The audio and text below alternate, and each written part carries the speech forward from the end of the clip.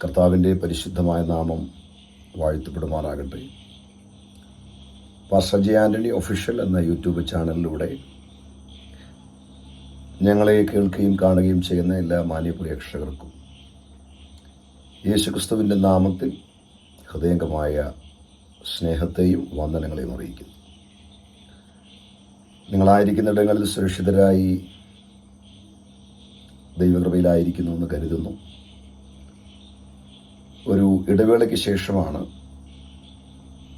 ഈ ചാനലിലൊരു വീഡിയോയുമായിട്ട് നിങ്ങളുടെ മുമ്പിൽ എത്തുന്നത്.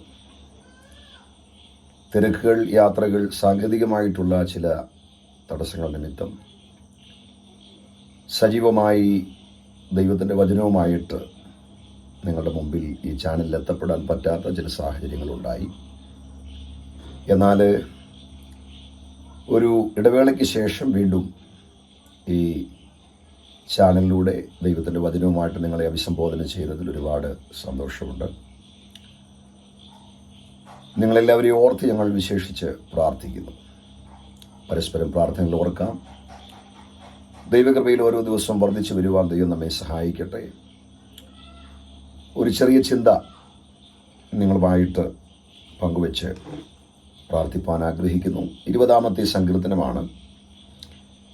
അതിൻ്റെ 1-ാമത് വാക്യം, 1-2 വേദഭാഗങ്ങൾ നമുക്ക് സുപരിചിതമാണ്.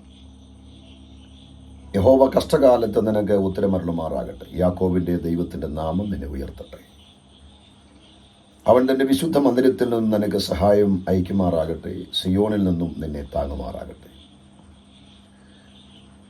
ഇസ്രായേലിൻ്റെ മധുരഗായകനായ ദാവീദിൻ്റെ ഹൃദയംഗമായ ഒരു സങ്കീർത്തനമാണ് 20-ാമത്തെ സങ്കീർത്തനം. ഒരു ദൈവവൈതലിന് വേണ്ടി ദൈവം ചെയ്യുന്ന 4 കാര്യങ്ങളെക്കുറിച്ചാണ് ഇവിടെ ദാവീദ് പറയുന്നത്. 1, നമുക്ക് ഉത്തരമരുളുന്നു. 2, ദൈവം നമ്മെ ഉയർത്തുന്നു. 3, നമുക്ക് സഹായം നൽകുന്നു. 4, നമ്മെ താങ്ങുന്നു. ഭാരത്തോടെ, വേദനയോടെ, ഹൃദയനുറുക്കത്തോടെ, തകർച്ചയോടെ ആരെങ്കിലും ഈ ചാനൽ ഞങ്ങളെ കേൾക്കുന്നുവെങ്കിൽ ഭാരപ്പെടേണ്ട.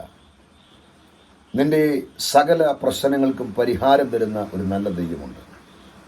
അവൻ നിനക്ക് ഉത്തരമരുളുന്നവനാണ്. കഷ്ടകാലത്ത് ഉത്തരമരുളുന്നവനാണ്. അവൻ്റെ നാമം നിന്നെ ഉയർത്തുന്ന നാമമാണ്. അവിടുന്ന് നിനക്ക് സഹായം നൽകുന്ന ദൈവമാണ്. അവിടുന്ന് നിന്നെ താങ്ങുന്ന ദൈവമാണ്. അതുകൊണ്ട് ദിവസങ്ങൾ നമ്മുടെ ജീവിത പ്രതിസന്ധികളിൽ ദൈവം നമുക്ക് ഉത്തരമരുളട്ടെ.